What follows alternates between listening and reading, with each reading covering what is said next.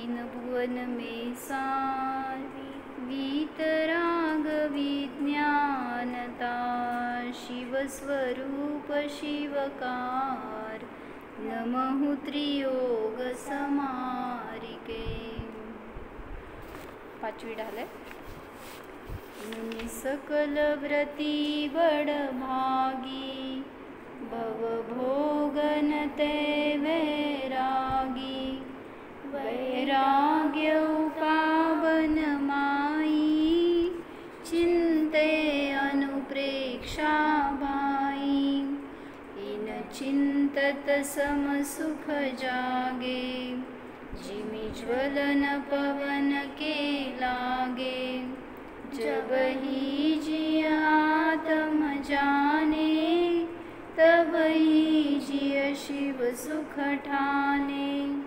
जो वन गृह गोधन नारी हय गय जन आज्ञाकारी इंद्रिय भोग छिन थाई सुरधनु चपला चपलाई सुर असुर खगाधिप जेते मृग जो हरि काल दलेते मणि मंत्र तंत्र बहु होई मरते न बचावे कोई चहुगति दुख जीव भरे है परिवर्तन पंच करे है सब विधि संसार सारा या में सुख नाही लगारा। बस काय चाललंय 12 भावनांचं वर्णन चाललंय त्याच्यामध्ये षडाची पाचवी ढाल आहे तर त्याच्यामध्ये त्यांनी 6व्या ढालीमध्ये मुनींचं सगळं वर्णन करणार आहेत म्हणजे सकल चारित्र्य कशाला म्हणतात हे सांगणार 6व्या ढालीमध्ये।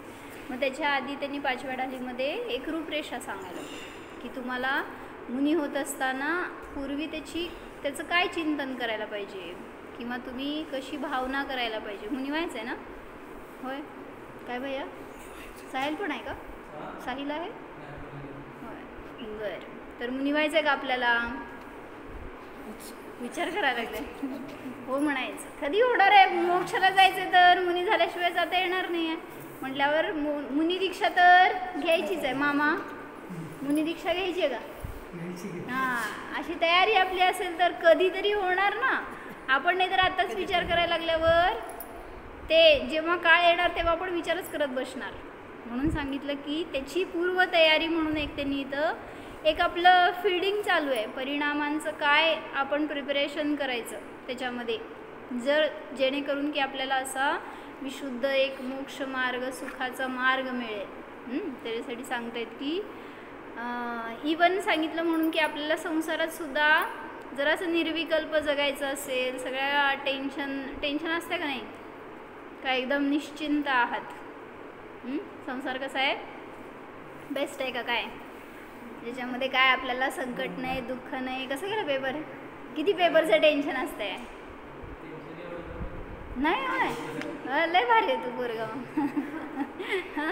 म्हणजे तिथं आपण किती प्रत्येक वेळी एक टेन्शन संपलं की दुसरं फायनलला एक्झाम झाली समज त्यानंतर काय टेन्शन रे रिलॅक्सच असते काय आता सगळं घर तर आपल्याकडं नाहीच आहे। हां फिरायला जायचं ह्याचं टेन्शन असते होय आता काय तेच की कुठं जायचं म्हणून टेन्शन असते होय कोणाला कशाचं आणि कोणाला कशाचं म्हणजे असं प्रत्येक जीव कुठल्या ना कुठल्या राजाला काय टेन्शन असते सांगावं कुठं पाहिजे तिथं मस्त फिरता येत आहे काय आपल्याकडे एवढं मोठं वैभव आहे काय टेन्शन नसेल का नाही त्याला? वैभव सांभाळायचं टेन्शन बरोबर। अजून तुम्हाला बरं कळलं राजाचं अजून किती टेन्शन आहे त्या राजाला तर सगळ्या प्रजेकडे त्याला लक्ष ठेवायचं आहे परत स्वतःच्या घराकडे लक्ष ठेवायचं आहे परत स्वतःची साधना आहे त्याच्यातून त्याची सगळं शेवटी आणि मरणाचं टेन्शन सगळ्याला असतं। मृत्यू कधी ना कधी येणार तर जीव आतापासूनच घाबरलेला असतो म्हणून सांगितलं त्या सगळ्या टेन्शनपासून रिलीफ मिळवायचं तर त्यासाठी सांगितलं हे चिंतन आवश्यक आहे। तर त्याच्यामध्ये त्यांनी आमची संसार भावना चालू आहे, त्यातलं कितवं 5वं कडवं आहे ना, त्यामध्ये सांगितलं होतं चहू गती दुःख जीव भरे है. चारी गतीमध्ये अनेक जीव आहेत. 4 गती कुठले भैया? तो कोण आहे? सकल. कोण इथं असतो का? बर, सांग 4 गती कुठले?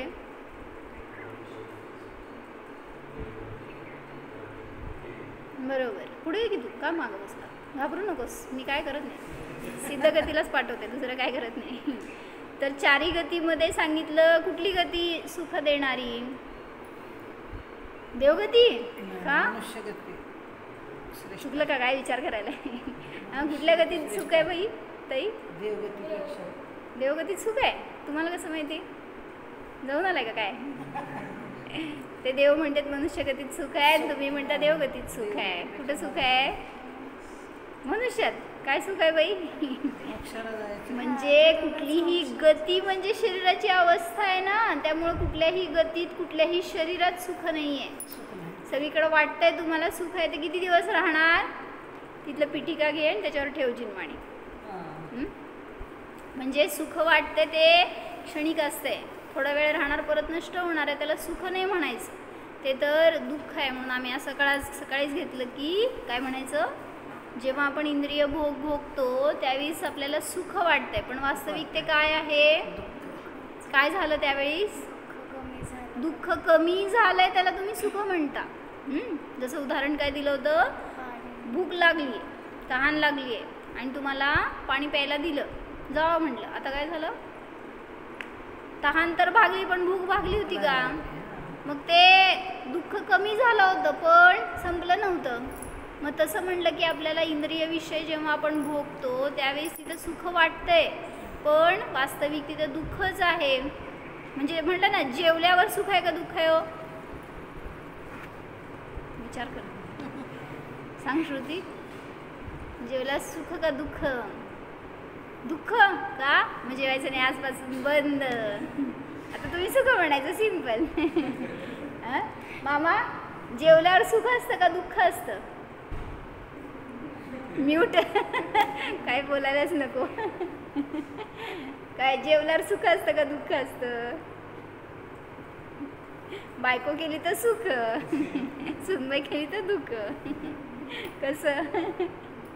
म्हणजे म्हणलं जेवण केलं तरी परत संध्याकाळी आहेच ना दुःख आपल्याला. असं वाटतंय की तिथं संपलं दुःख, पण कमी झालंय एवढंच समजून घ्या. आणि त्याला सुखाभास आहे. तर जेवताना म्हणा आज घरी, म्हणजे उद्यापासून जेवण बंद. खरं सुख नाही. बरोबर आहे. मग ते खाताना आठवतं का तसं आपल्याला? आपण तिथं टेस्ट घेत खातो, त्याला मस्त म्हणत, खराब म्हणत असं खातो ना. म्हणजे तिथं आठवायला पाहिजे की मी तर खाणारा नाही आहे, जाणणार आहे. ठीक आहे. तर सांगतायत की 4 गतीमध्ये अनंत जीव आहेत आणि ते परिवर्तन करत आहेत. एक जीव एका गतीमध्ये नसतो राहत. जसं एका मतवादींनी असं म्हणले, एक टाईपचे लोक आहेत, ते असं म्हणतात की तिर्यांचे असतात ना, तिर्यांचे मरून तिर्यांचेच होतात, परत तिर्यांचेच होतात. म्हणजे पशु जे असतील ना सगळे, ते मरून मरून पशूच होतात, ते काय बाहेर येत नसतात त्या गतीतनं. नारकी असतो तो मरून नारकीच होतो, निरंतर नारकीच होतो. देव देव देव देवच होतात, मनुष्य मनुष्यच होत, असं एक जण म्हणतात. मग त्यांच्यासाठी सांगितलं इथं खंडन करायसाठी की एक जीव कुठल्याही गतीमध्ये फिरू शकतो त्याच्या परिणामानुसार. 5 परिवर्तनं आहेत, तर 5ही परिवर्तनामध्ये फिरू शकतो तो. आणि त्यामुळं तिथं पंचपरिवर्तन करतो म्हणून सांगितलं गेलं. नाहीतर तुम्ही चांगलं कर्म करणार आणि तुम्हाला मनुष्यच मिळणार. ते नारकी जरी कशाय मंद करतील तरी नारकीच होणार. उद्धार कसा व्हायचा? आणि सिद्धगतीला कोण जायचं? जर तो मरून त्याच गतीमध्ये जन्मेल असं जर तुम्ही सिद्धांत म्हणताय, तर सिद्धगतीला कोण जायचं? म्हणून हे सगळं चुकीचं आहे. इथं जर तुम्ही पाप कर्म केलंय अधिक, तर मरून कुठं जाणार भैया? घरात. कुठं? इथं पाप केल्यावर मरून नियमाने नरकात जावं लागतं. आणि पुण्य केलं तर काहीतरी असेल आपल्याजवळ धर्माची साधना वगैरे, तर मरून कुठं जाणार? देवगतीला जाणार. तिर्यंच्या गतीला कसं जातो? कोण जातो तिर्यंच्या गतीला? मायाचारी केली तर तिर्यंच्या गतीला जाता. आणि मनुष्य कसं होतो? मनुष्यातून मनुष्य होतो का नाही होत? होऊ शकतो. तर सांगितलं जर सम्यक दर्शन प्राप्त नाही केलं तर एक चान्स तिथं मनुष्यगतीतून मनुष्यगतीत जायला तो एक वे आहे. किंवा सांगितलं मान कषायाची बहुलता असते मनुष्यांना, त्यामुळं मरून मनुष्यात जन्मू शकतो. पण मनुष्य व्हायचे भाव नकोत आपल्याला. जरी तुम्हाला आज सुख आहे, घरामध्ये सगळे सुखसोयी आहे, सगळं मस्त वाटतं, काय काका काय व्हायचं मरून? कुठं जायचं नाही, इथंच राहायचं. मरावं तर लागणार आहे. तिकीट पास केलंय, काय म्हणायचं, रिझर्वेशन करूनच आलोय. मरणार तर आहेच, फक्त कुठं जायचं हे आत्ता ठरवायचं. नाहीतर मग मरायच्या टाईमला काय होणार आहे हो ते ठरवत आहे मग कोणतरी. कोण?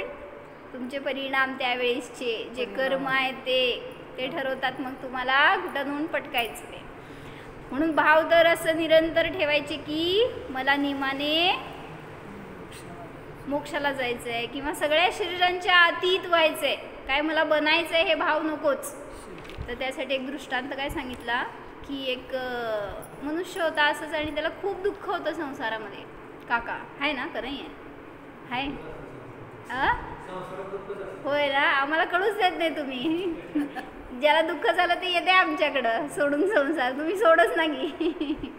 म्हणजे तो अत्यंत दुःखी होता आणि त्याला कंटाळा आला होता जगण्याचा, काय करावं हे सुचेना. म्हटल्यावर तो एका समुद्रकिनारी जाऊन बसला होता असंच, आणि असं डोक्याला हात लावून टेन्शनमध्ये. आणि नेमकं काय झालं, त्याच्या डोक्यावरनं एक घार उडत होती. अशी ती खाली यायची आणि उंच उडायची एकदम, पुन्हा खाली यायची आणि उंच उडून वर जायची. मस्त का नाही? काय म्हणायचं, पंछी बनू उडती फिरू. मग ते असं बघायला लागलं आपल्याला वाटतं की किती मस्त लाईफ आहे यांचं. मग त्या मनुष्याला पण असंच विचार आला. म्हणला पक्ष्याचं लाईफ कसलं मस्त असतंय, पाहिजे तेव्हा उडा फिरा, कुठं जायचं तिथं बसा, कसलं भारी. आणि ते आपलं विचार करायला त्याचं टक लावून ऑब्झर्वेशन चालू आहे. ते काय काय करते, कुठं जाते, मस्त पाहिजे तेव्हा पाणी प्या, पाहिजे तेव्हा खावा फिरा, उंच जावा, सगळं आपल्या मनासारखं चालू आहे.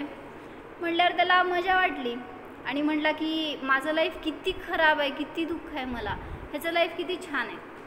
आणि मग ते जाऊन असं उभारला समोर आणि वर हात करून देवाकडं म्हणतोय की देवा ह्याचं लाईफ किती छान आहे आणि मला किती दुःखी बनवलं आहे तू. म्हटलं मला असं लाईफ नको, मला घारीसारखं बनायचं आहे. म्हणजे ते बाज म्हणजे घार ना, काय असतं, बाज नाव आहे त्याचं हिंदीमध्ये. तर ते घार टाईपच किंवा असं काय ससाणा म्हणा किंवा असं मोठं एक इगल असतं ना. इगल कशाला म्हणायचं? इगल म्हणजे गरुड का? गरुड नाही, गरुड छोटं असते. हे ससाणा टाईप मोठं एकदम वर जे उडतंय ना, खूप उंच उडण्याची शक्ती आहे त्याच्यामध्ये. बाकीचे पक्षी इतके उंच नाही उडू शकत. हां, तर ते मोठं पक्षी जाऊ दे तुम्हाला, नाही तर शाळेत जावं लागायचं शिकायला. आता तर ते पक्षी त्यांनी काय विचार केलं की मला पण ते असं म्हणायला लागला वर देवाकडं हात करून की मला त्याच्यासारखं बनायचं आहे, त्याचं लाईफ खूप छान आहे आणि मला तसं बनव, असं जोर जोरात ओरडून तो देवाला सांगायला लागला. तर खरंच आकाशवाणी झाली बरं का वरून. आणि त्यांनी विचारलं काय झालं, म्हणले काय प्रॉब्लेम आहे तुला, एवढं सगळं चांगलं दिलं आहे तुला, तर काय पाहिजे तुला म्हणला. तर ते सांगितलं त्या मनुष्याने. म्हणला मी माझ्या लाईफमध्ये खुश नाही आहे, मला त्याचं लाईफ फार आवडलं. सिद्धी मला तुम्ही दिसत नाही. हां, तर ते म्हणाला की मला त्याच्यासारखं बनव.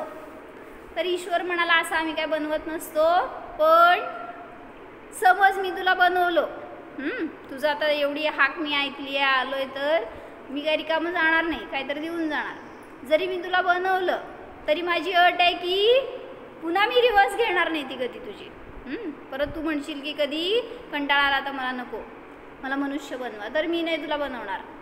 तर म्हणला बघ विचार कर अजून, पण मी अजून सांगतोय तुला की ज्याला त्याला जी ती पर्याय मिळाली आहे ना ती योग्य आहे.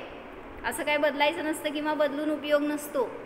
म्हटलं तरी पण तो काय ऐके ना. म्हटला नाही, मी पूर्ण विचार केला आहे, मला ईगलच बनायचं आहे. काय मग देव काय म्हणला, तथास्तु. आणि काय झालं, असं मोठा एकदम ते तो पक्षी झाला तेवढा मोठा आणि जाऊन उडून त्या झाडाच्या टोकावर बसला एकदम वर. इतकी मजा वाटायली त्याला, इतकं मस्त लाईफ वाटायला लागलं. म्हणला आता बेस्ट, आता काय कमीच नाही. मग पाहिजे तेव्हा पाहिजे तसं फिरणार, उडणार, कुठं काय भक्ष्य मिळेल खाणार पिणार. आणि आता सकाळपासनं संध्याकाळ झाली, आता म्हटलं राहायचं कुठं. म्हटल्यावर त्यांनी काय केलं, म्हटलं आपण एक सुंदर घर बांधू आपल्यासाठी. घोसला. मग ते गेला इकडं तिकडं गेला आणि काड्या बिड्या गोळा करून एक घोसला बनवलं त्यांनी झाडावर उंच एकदम. आणि मग तिथे जाऊन ते झोपायचं म्हणून विचार केला आणि जाऊन झोपला. म्हटलं आता उद्या सकाळी जेव्हा उठतो त्यावेळेस मस्त उंच भरारी घ्यायची, कुठं पाहिजे तिथं खायचं प्यायचं आणि परत येऊन आराम करायचं. म्हटलं घरात काय टेन्शन नाही, पैसे कमवायचं नाही, स्वयंपाक करायचं नाही, कोणाला सांभाळायचं नाही, काय नाही. असलं आपलं भारी आहे लाईफ.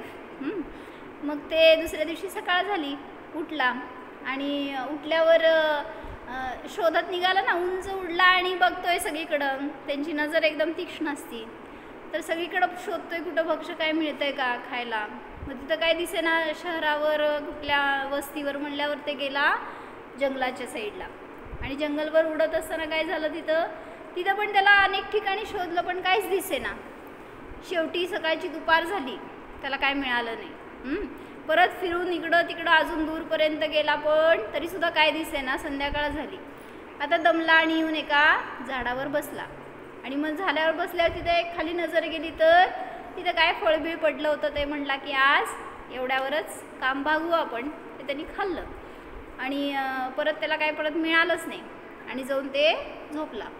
म्हटलं आता उद्या करू आपण, जाऊ दे आज नाही मिळालं तर उद्या आहेच की. म्हटलं उद्या परत काय म्हणायचं, कल फिर सवेरा. आणि मग सकाळ झाली आणि परत उडायला लागला. तर आज तर त्याला कुठंच काहीच मिळालं नाही.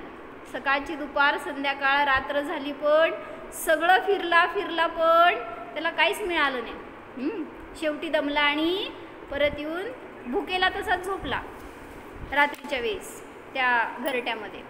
आणि परत स्वप्न काय, जाऊ दे एक दिवस नाही मिळालं तर काय होतं, काय करायचं, कल फिर ट्राय करेंगे. तर तसं दुसऱ्या दिवशी सकाळ झाली आणि परत उडत गेला. आणि असं करत त्याला 2-3 दिवस काहीच भक्ष्य मिळालं नाही. काय चालली आहे स्टोरी, एक घार होती आणि नाही कोण होतं, मनुष्य होता. विसरला तुम्ही. तो मनुष्य त्याच्या जीवनाला कंटाळला होता आणि त्याने देवाला म्हणला मला घार बनव. देव तथास्तु म्हणला, असं म्हणत असते बरं का देव. तुम्ही पण काय मागायला गेला तर मिळेल. हायपोथेटिकल सगळं.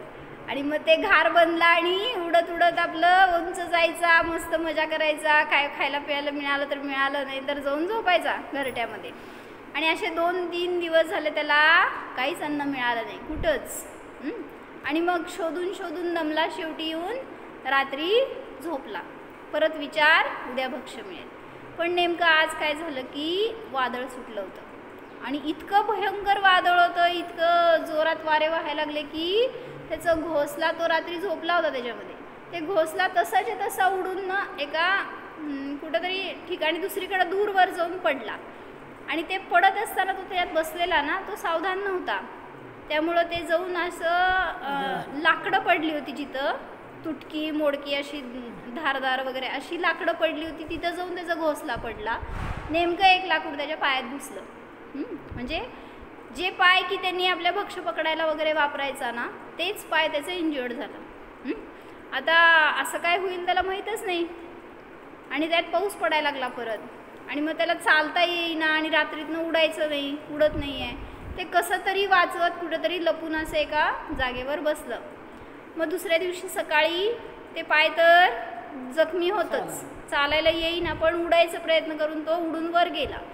आणि तसंच वर उडतोय आणि कुठं भक्ष्य मिळतंय का बघतोय. पण आज त्याला इतकी वेदना होती ना, उंच उडायची शक्ती नव्हती. कारण 3 दिवस एकतर भोजन मिळालं नव्हतं आणि त्यात जखम झालेली, रक्त गेलेलं शरीरातनं. आणि त्यामुळे तो वीक झाला होता असं. त्यामुळं तो जाऊन एका झाडावर बसला. ते बसला की त्याचं ते जखम झालेली इतर पक्ष्यांना म्हणजे कावळ्यांना दिसली. काय झालं, ते कावळे लगेच झडप घालायचा प्रयत्न करतात. असं काय झालं की मग ते सगळे कावळे आजूनी बाजूनी आले आणि त्याला त्रास देऊ लागले. कोणाला? असं पण असतं. म्हणजे तिर्यंचांमध्ये असं नाही की लय बलशाली आहे म्हणजे तुम्ही सुखीच त्याच्यामध्ये. तर तुम्ही जरा असं वीक पडा की सगळे अटॅक करायला तयारच असते. मग ते सगळे कावळे येऊन त्याला त्रास देऊ लागले, त्याला मारण्याचा प्रयत्न, ते त्याच्या जखमेला टोचे मारायचा प्रयत्न. त्याला काय केलं तरी सुद्धा चालायला येत नव्हतं आणि उडायची आज शक्ती नव्हती फार. त्यामुळं तरीसुद्धा तो त्यांच्यापासनं सुटायचा प्रयत्न करून उडाला आणि उडून खूप वर जायचा प्रयत्न केला त्यांनी. तर कारण कावळ्यांच्या तेवढी शक्ती नसती की ते फार उंच उडतील. मग आपली सगळी शक्ती लावून तो खूप उंच उडण्याचा प्रयत्न करतो. तर तसल्या अवस्थेत असल्यामुळं त्या कावळ्यांनी पण शक्ती लावली आणि ते पण त्याच्या मागं आणि सगळे कावळे पण ते वर जाऊन तिथं जाऊन सुद्धा ते त्याला टोची मारतायत सगळीकडून. आणि मग दमलं ते आणि कुठं येऊन ते काय झालं, एका हॉस्पिटलवर बसलं येऊन, जिथं की तिथं ते कावळे गेले होते. आणि आता तिथं काय झालं की सगळे पेशंट त्या हॉस्पिटलमध्ये डॉक्टरकडे चालले होते. हे बघितलं त्यांनी उंचवर बसून, खाली दिसलं त्याला दृश्य. तर तो काय विचार करतो आता, म्हटला मी जर आज मनुष्य असतो तर इंजुरी ठीक करायला डॉक्टरकडे गेलो असतो, पण आता मला रिव्हर्सिबल नाही आहे माझी जर्नी. काय म्हणले कळलं ना, ते घार होती ती पक्षी. तो म्हणाला जर मी आज मनुष्य असतो तर मी ठीक व्हायसाठी औषधं घेतली असती, डॉक्टरकडे गेलो असतो, पण आज काय करायचं. म्हणजे एवढी बुद्धी नसती पक्ष्यांना की कुठंतरी जाऊन ते हे असतंय की त्यांना काहीतरी जडीबुटीचं तसल्या पाना फुलांचं तसलं ज्ञान असते की ते त्यांना काय त्रास व्हायला लागलं की ते खातात वगैरे तसं काय. पण जखमेला बरं करायचं काय, बँडेज बांधायचं कसं, त्याला मलम लावायचं काय करायचं, कसं लावायचं, तसलं काय ज्ञान नसतं. आणि त्यामुळं त्याला तिथं आज त्याच्याकडनं किती 4-5 दिवस झाले तो उपाशी होता. आणि त्यात असं काय झालेलं, त्यामुळं तो तिथंच वर विचार करत पडला, तो मेला. काय झालं, कशासाठी स्टोरी ऐकला, संसार भावना सांगायला लागलेत ना. तर 4 गतीमध्ये पंचपरावर्तनामध्ये हा जीव सगळीकडे फिरून आलाय, पण कधी कुठं सुख मिळालं नाही त्याला. म्हणून तुम्ही पर्याय बदलायचा, दुसऱ्या कुठलं तरी शरीर बदलायचा विचार करू नका, हे सांगायला लागले. मग काय विचार करावं, मला अशरीरी बनायचं आहे किंवा मी अशरीरी आहे, हा विचार तुम्हाला सुख देणार आहे. ही फिलिंग, हे अनुभव तुम्हाला सुख देणार आहे. म्हणून तसा अनुभव निरंतर करा. मी एक छडालाच्या ग्रुपवर टाकलं आहे, काय संसार भावना आहे ती एक म्हणू आपण. पंडित मधुर जैन असं नाव होतं त्यांचं, त्यांनी केलेली हे 12 भावना आहेत.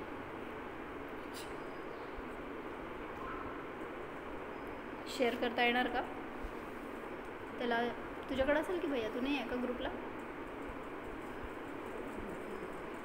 फोटो घे.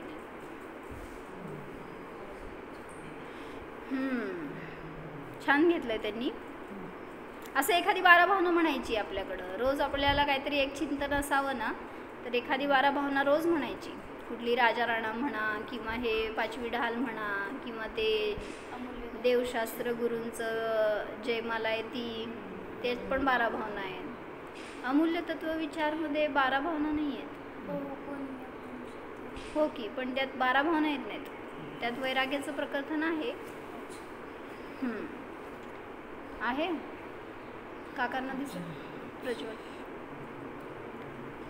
जहाँ जीव करे संसरण होय नित भ्रमण जन्म अरुमरण घोर दुख पावे सो विनाशिक दुखमय संसार कहावे. काय म्हटले, जहाँ जीव करे संसरण, संसरण म्हणजे फिरणं, जिथं जीव फिरतो, होय नित भ्रमण जन्मारू मरण घोर दुःख पावे. सगळं करून सुद्धा या जीवाने काय केलंय, घोर दुःख प्राप्त केलंय. सो विनाशिक दुःखमय संसार कहावे, याला संसार म्हणायचं. काय, नित्य भ्रमण करणं, जन्म मरण करणं आणि दुःखाच्या मागं फिरत राहणं, दुःखानीच जगणं मरणं, ह्याला म्हणलं संसार. कबहू नरकन में जाय, पशु पर जाय, मनुष्य गति पाय, फेर देवन में. यो फिरे भटकता जीव, चार गतियन में. सांग अर्थ काय? चार गती. कबहू नरकन में जाय, पशु पर जाय. काय भैया समजते ना अर्थ? समजण्यासारखं आहे. कधी तू नरकात गेला, कधी पशुपर्यायात गेला, पुढं मनुष्य गतीत गेला, फेर देवन मे, परत देवगतीला गेला, तिथून कुठं जायचं? झालं की 4 गती. आता 5वं काय? पण अशा गतींमध्ये अनंत वेळा फिरलास. यो फिरे भटकता जीव, 4 गतियन मे. 4 गतीच्या कधी बाहेर पडलाच नाही. जसं ते आंधळा असतो आणि त्याला एका मोठ्या हॉलमध्ये गेला होता तो, आणि एकच दरवाजा होता त्या हॉलला. समज आता हेच, आणि सगळे दरवाजे पॅक आहेत, फक्त एक दरवाजा आहे आणि त्याला माहीत नाही दरवाजा कुठे आहे. तर तो असं भिंतीला चाच पडत बघतोय बाहेर पडायसाठी म्हणून, आणि नेमका दरवाजा आला ना, त्या डोक्याला खाज आली. त्याने असं खाजवलं आणि पाय चालतच राहिले होते. ते भिंत धरायची राहिली, पुढं गेला. असं फिरून आला, परत काहीतरी झालं आणि तिथं हात सुटला त्याचा आणि परत पुढं गेला. कधी बाहेर पडणार? हात धरून बाहेर काढायचं असतं त्याला. कोण काढणार? मग त्याच्यासाठी सांगताय जिनवाणी आपल्याला अशा दुःखातनं बाहेर काढतीये. तुम्ही 4 गती, असं जिथं चान्स मिळतोय तुम्हाला त्या गतीतून बाहेर पडायचा, तर आपण काय करतोय? श्रुती, बाहेर पडायचं इथून, तिथं नाही जायचंय. कुठं पडायचं आहे? या गतींच्या अतीत जायचं आहे. तर त्याच्यासाठी आपल्याला भावना तशी करायला पाहिजे. कहूँ उच्च नीच कुल पावे, जस पजस हानि लहावे. कहूँ राव रंक को जावे, लख 84 बरमावे. यो लख संसार असार, नहीं कुछ सार. जो बुद्धि धार विचार करे है, सो कबहू जग जंजाल में नाही परे है. काय कळलं? कधी उच्च कुळामध्ये जन्मला, कधी नीच कुळामध्ये जन्मला. कशाला म्हणते उच्च कुळ नीच कुळ? काय असतं?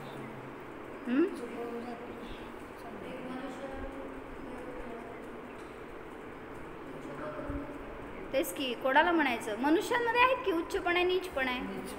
मग देवांमध्ये पण उच्च पण आहे, नीच पण आहेत. नारकींमध्ये नीचच आहेत, सगळे नीच गोत्रीच आहेत. तिर्यांचे पण नीच गोत्रीच आहेत. पण उच्च गोत्र कशाला म्हणायचं? नीच गोत्र कशाला म्हणायचं तेच विचारायला की चांगलं कुळ म्हणजे काय? परिणाम, हेच सांगायचं. काय म्हणले? ए भैया, काय तुझं नाव? संयमच आहे ना? हां. तर सांगितलं की उच्च कुळ म्हणजे काय? विचारांची उत्कृष्टता असते एक. त्या कुळामध्ये, त्या घराण्यामध्ये तुम्ही जन्मलाय, तर ते जन्मण्यासाठी म्हणून तसं स्थान मिळालं हे तुमचं पुण्य आहे. काहीतरी पूर्वी केलेले परिणाम म्हणून तसं पर्याय मिळाली, त्या ठिकाणी जन्मला. आणि जिरधर्मी तर नियमाने जन्मतः उच्च कुलीन आहेत, पण इथं येऊन तुम्ही नीच कुलाचे परिणाम करता बरं का. म्हणजे काय करता हो? उच्च कुळाचे परिणाम काय असतात हे सांगितले मी, उत्कृष्ट भाव. नीच कुळाचे परिणाम काय असतात का? व्यसनांमध्ये आसक्ती असेल, किंवा काय 5 पापामध्ये प्रवृत्ती असेल, किंवा इतरांना त्रास देण्याचे भाव. समजून घ्या असं की जे काय, आणि त्यांची ती लेवल असती ना जी विचारांची, ती कधी वर सरकत नाही. तुम्ही कितीही त्यांना चांगला उपदेश द्या. मग मी मागे एकदा उदाहरण सांगितलं होतं की कामवाले असतात ना घरामध्ये काम करणारे, तर त्यांना तसं पर्याय मिळाली, हे पण त्यांचं भाग्य शेवटी. तर आमच्याकडं घरामध्ये एक कामवाली होती, आणि नेमकं तिचं नवरा मेला होता. ते दारू पित होता, त्याचं सारखं तिला त्रास व्हायचा, ते मुलांना त्रास व्हायचा, असं काहीतरी करून, आणि नेमकं तो मेला. तर मेल्यावर ती घरात आली होती, पण मरेपर्यंत त्याच्या आधी तिला त्रास त्याचा सहन करावा लागायचा ना, त्यामुळे ती घरी आल्यावर कधी सांगायची, रडायची. मग तिचं स्थितीकरण म्हणून आम्ही तिला सांगायचो असं की आपण केलेल्या परिणामांचं फळ म्हणून असा संयोग मिळालेला असतो. त्याच्यापासून आता दूर पळून उपयोग नाही आहे, पण त्याच्यामध्ये कसं स्थिर राहायचं किंवा त्यांना स्थिर करण्याचा प्रयत्न करायचं एवढं तुमच्या हातात आहे. मग तिला मी सगळं सांगितलं, प्रतिक्रमण करत जावा, त्यांना क्षमावली करा. ठीक आहे, ते आज तुम्हाला मारतायत किंवा तुम्हाला त्रास देत आहेत म्हणून त्यांचं द्वेष केल्यावर काय होणार आहे, पुन्हा तशीच उदय येणार, पुन्हा तोच व्यक्ती असा भेटणार की कुठल्याही गतीत गेला तरी तिर्यांचे झाला तर दुसरा तिर्यांचे होऊन त्याला मारेल, नारकी झाला तर तिथं तर कोणी भेटू देत मारतच. असं तुम्हाला पुन्हा तो भेटेल आणि त्रास देईल. तर असे परिणाम ठेवा जेणेकरून की संपू दे वैर, असं मी त्यांना अनेक वेळा उपदेश दिला बरं का. पण आता आपल्याला कसं असं सांगून माहिती असतं ना, अशा लोकांमध्ये सांगून माहीत नसतं. तर ती माझ्यासमोर हो म्हणाली, सगळं ॲक्सेप्ट केलं तिने, ठीक आहे म्हणली, ऐकलं. आणि दुसऱ्या दिवशी परत आली. आल्यावर काय केलं, परत शिव्या द्यायला लागली की नवऱ्याला. म्हणजे मला म्हणायचं आहे की आपण जर उपदेश कितीही चांगला द्या, पण ते जर पात्र नसेल ना तसं समोर, तर तो उपदेश तसा कार्य करत नाही, तसं ते ग्रहण होत नाही त्याच्याकडून. जसं म्हटलं की सिंहिणीचं दूध असतं ना, ते साध्या पात्रामध्ये राहत नाही, सोन्याचं पात्र लागतं त्याला, माहीत आहे का तुम्हाला? मला पण माहीत नाही आहे, पण असं सांगितलं जातं शास्त्रामध्ये की ते अशा क्वालिटीचं असते की त्याला सोन्याच्या पात्रामध्येच ठेवावं लागतं, बाकी साध्या बिद्या तुमच्या भांड्यामध्ये चालत नाही. तसं उत्कृष्ट उपदेशसुद्धा ज्याच्यामध्ये पडायचं ना ते पात्र असं योग्य लागतं, नाहीतर ते वाया जातो उपदेश. मग मी तिला परत सांगितलं नका अशी क्लेश करू नका, आपले परिणाम शांत ठेवा. आणि मग त्यात तो मेला त्यांचा नवरा. आणि मग त्याच्यानंतर तिला आकुलता झाली, आता तरी सोडावं की सगळं. आता काय म्हणतात ना, एखाद्याशी द्वेष असताना तो द्वेष तो मेला. द्वेष आपल्यातनं संपवायचा आहे, त्याच्यात नव्हता संपवायचा. स्वतःमध्ये राहिला होता ना द्वेष, फक्त व्यक्ती ट्रान्सफर झाला. काय झालं, तो नवरा मेला, आता सासूबाईकडे आला गाडी. काय आमची सासूबाई अशी, ती त्रास देते किंवा ती अशा स्वभावाची. म्हणजे काय म्हणायचं आहे, तुम्ही उपदेश देऊन त्याच्या अंतरंगातनं विशुद्धी करण्यासाठी त्याची तशी पात्रता पाहिजे.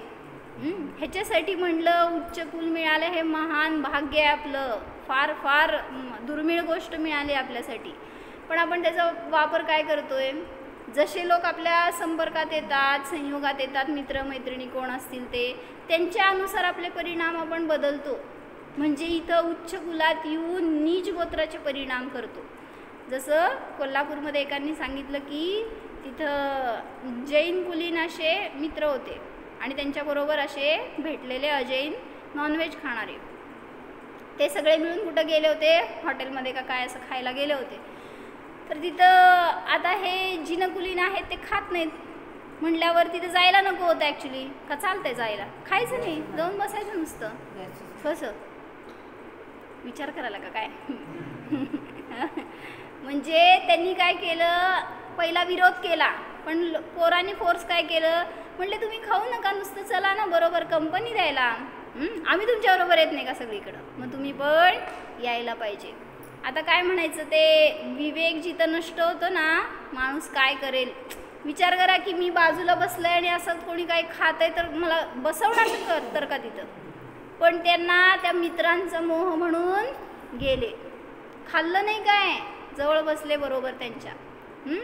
आज त्यांनी कशाला खाल्लं नाही, हात लावला नाही, असे त्यांचे पार्ट्या वारंवार चालू झाले. आणि काय झालं, हळूहळू वाढणे तर गुण लागतो म्हणतात ना, असं भ्रष्ट व्हायला इतकी भयंकर परिस्थिती आहे बाहेर. असं ऐकल्यावर सुद्धा वाटलं की कुठल्या गतीत जाऊन फेडणार असलं पाप. म्हणजे काय उपयोग झाला हो तुम्ही उच्च कुलीन जन्मून.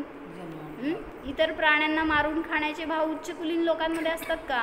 इतर जीवांना त्रास देण्याचे भाव, त्यांच्या मरणात आपल्याला सुख, ते खाताना टेस्ट आपल्याला, आपण आनंद भोगतोय. म्हणजे किती हीन परिणाम आहेत हे तर. आणि मग अशा गतीत येऊन, अशा पर्यायात येऊन आपण इतके निकृष्ट परिणाम करणार तर अनेक भावामध्ये आपल्याला जिनधर्म मिळणार नाही. एवढं एक वाक्य इतकं डेंजर आहे ना, माताजी सांगतात नेहमी. त्यामुळं सगळ्या पापापासून परावृत्ती होती सहज. जिथं कुठं आपल्याला घसरायला ना पाय आपलं, तिथं स्वतःला एवढं संबोधन करा, मला जिनधर्म मिळाला आहे, हा जर पुढच्या भावात नको असेल ना तर मी हे पाप करायला पाहिजे. पण जर मला धर्म सोडायचं नसेल तर हे पाप माझ्याकडनं कधीही व्हायला नको. इतकी सावधानता यायला पाहिजे. म्हणून सांगितलं की कशासाठी सांगत होते, हां, उच्च कुलाचे परिणाम आणि नीच कुळाचे परिणाम काय असतात हे तुम्हाला पण डिफरन्स समजत असेल. वर्कर असतात काम करणारे किंवा काय असं कोणाकडे झोपडपट्टीमध्ये राहणारी लोक वगैरे, त्यांच्याकडे बघून त्यांच्या विचाराची लेवल समजती एक आपल्याला. ते एका लेवलच्या वर विचार करू शकत नाहीत. तुम्ही कितीही चांगला उपदेश द्या पण त्यांची एक लिमिट असते. बास की आता किती सांगताय, कळलं की ते असं जेव्हा होत आहे ना इथं पण, म्हणून मला म्हणायचं नाही बरं का काय तेच काय सांगायला लागलंय बस असं म्हणलं की समजून घ्या, उत्कृष्ट उपदेश आपण स्वतःला मिळवू नये असे भाव केले. म्हणून सांगितलं जर आणि अशा नीच कुलील लोकांमध्ये म्हणून राहायला निषेध करतात, कारण त्या संगतीच्या निमित्तात आपण हळूहळू तसे परिणाम करत जातो, आपल्याला पण कळत नाही. कसं ते बिअरचा ग्लास उचलला, कसा तोंडाला लावला कळत नाही. जसं ते 31 डिसेंबरच्या दिवशीची गोष्ट सांगितली होती ना जिदूबाईंनी, काय सांगितली होती ऐकली का? तो मुलगा होता आणि असंच त्यांच्या गँगमध्ये सगळेजणांनी ठरवलं की चला सेलिब्रेशनसाठी 31 डिसेंबर. कसं केला होता, काय करता 31 सेलिब्रेशन,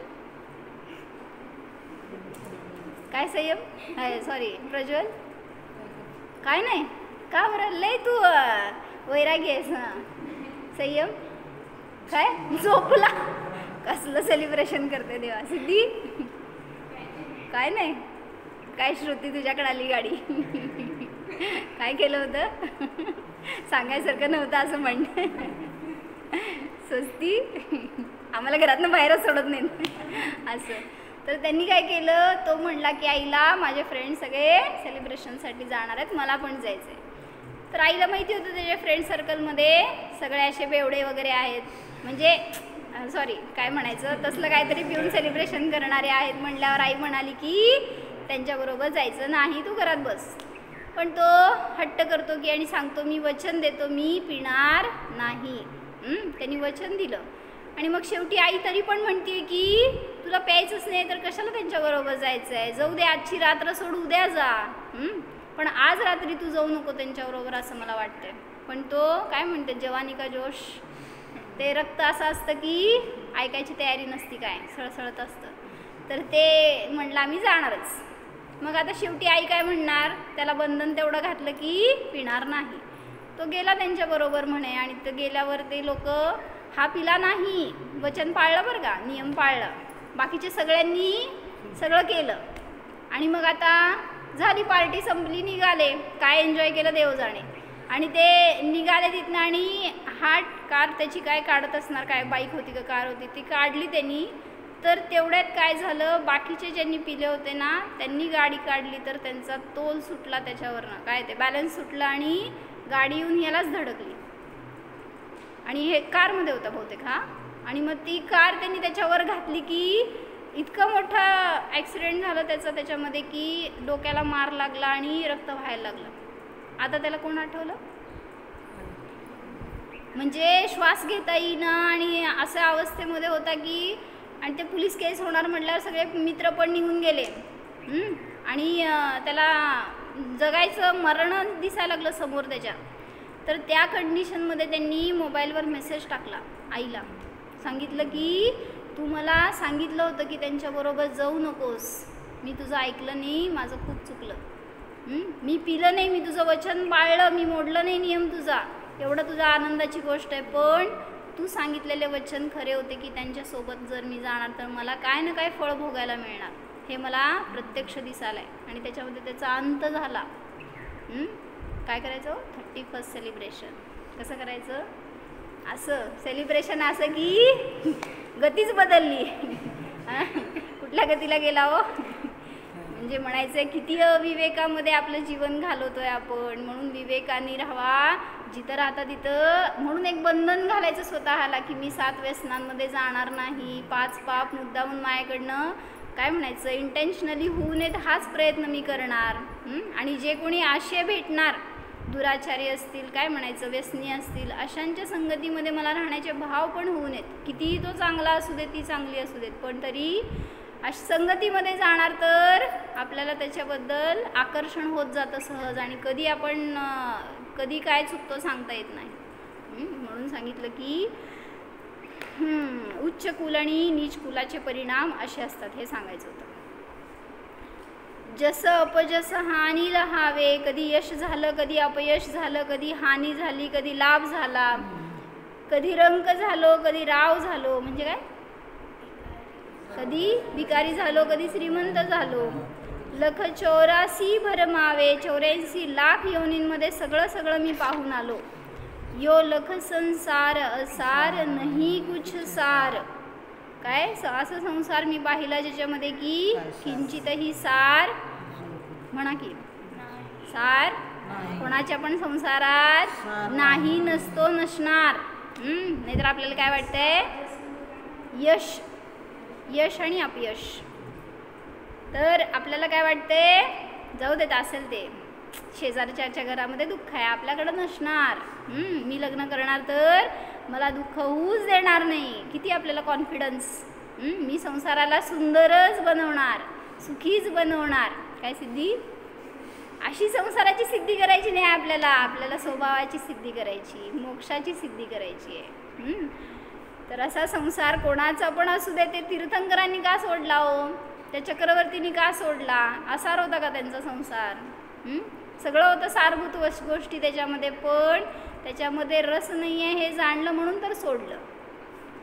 जो बुद्धिधार विचार करे है सो कबहू जगजंजाल में नाही परे है. जर तुमच्यामध्ये बुद्धी असेल तर विचार करा आणि जगजंजालामध्ये पडू नका. म्हणा हात जोडा, मी संसार करणार नाहीच.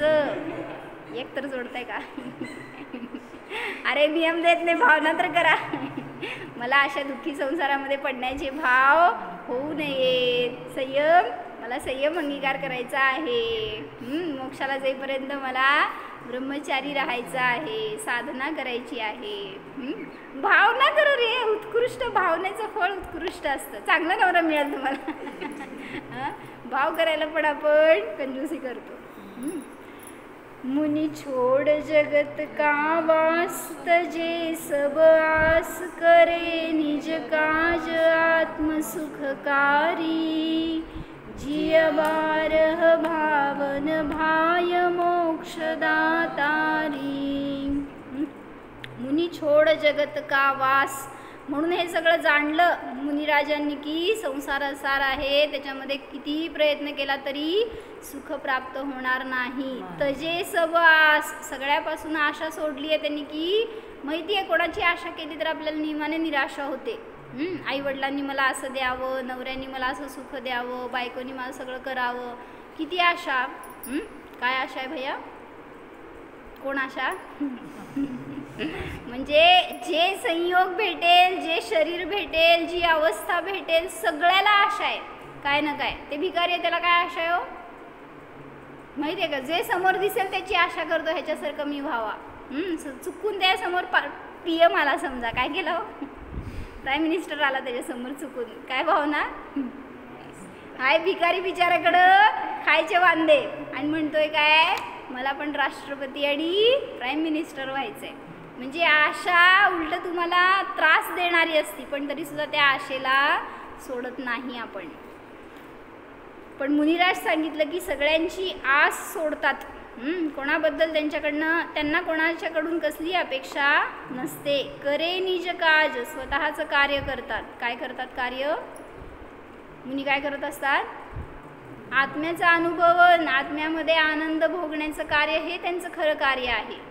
आत्मसुखकारी तेच खरं त्यांच्यासाठी सुखदायी आहे. म्हणून सांगितलं हे जीवा 12 भावना भा, तर तुला पण ते मोक्षाला नेणारे आहेत. ज्याच्याद्वारे मुनींनी अरिहंत दशा प्रगट केली, सिद्ध दशा प्रगट केली. ती दशा मला कशी मिळणार? ऑपोजिट वेने जाऊन मिळणार नाही. इकडं रस्ता आहे तुम्हाला चाललाय दुसरीकडं, तर कसं मिळणार? म्हणून सांगतायत त्यांनी दाखवलेल्या मार्गावर चाला, त्यांनी केलेली भावना त्याचं चिंतन करा, त्याचं अनुभवन करा, तर आपल्याला सुद्धा तो मोक्ष मार्ग प्रशस्त होणार. आपण सुद्धा आनंदाने जगू शकणार. हो.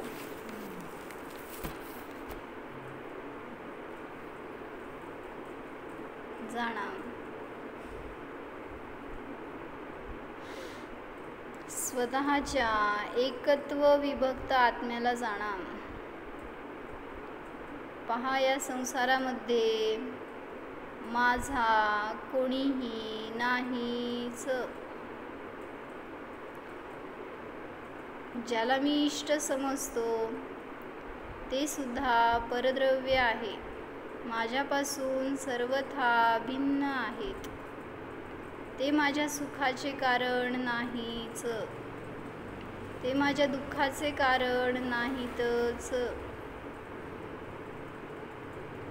मी तर स्वयं सुखमय आहे. अनुभवा, माझे सुख माझ्या अधीन आहे, शरीराधीन नाही, कर्माधीन नाही, पराधीन नाहीच. सुखस्वरूपोऽहं स्वाधीन स्वरूपोऽहम्. ओम.